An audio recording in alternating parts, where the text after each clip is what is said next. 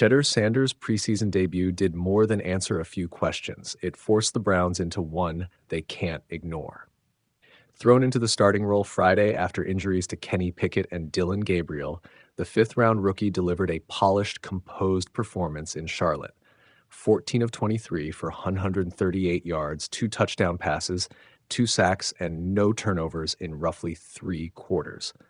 Those numbers alone are notable for an exhibition appearances, but the bigger takeaway was how Sanders handled the varied, often uncomfortable scenarios Stefanski put in front of him.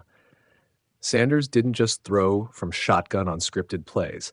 He operated under center, worked in the red zone, backed up into his own end zone, executed third and long and third and short situations, and even converted a quarterback sneak. He absorbed pressure inside the pocket, scrambled when necessary, and completed throws on the move. For a young player with limited first-team work all camp, the breadth of situations he navigated and how cleanly he did it made the tape worth studying.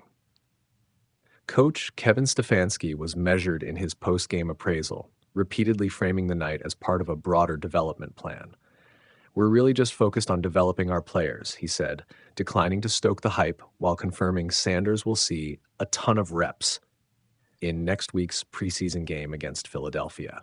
That cautious tone reflects a coaching staff trying to balance rookie growth with roster management and media scrutiny. Sanders himself stayed grounded. "Everything else is out of my hands," he said.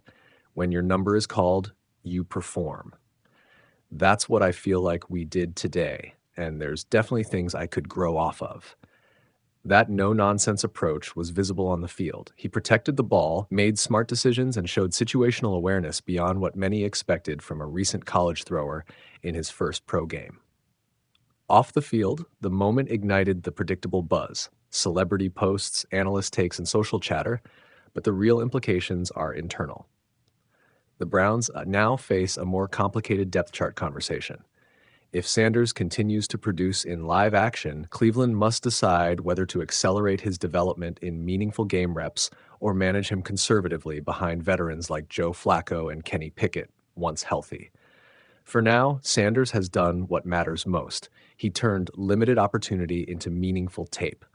Whether that shifts the Browns' plans remains to be seen, but his performance gave them, at a minimum, a new and unavoidable question to answer in the weeks ahead.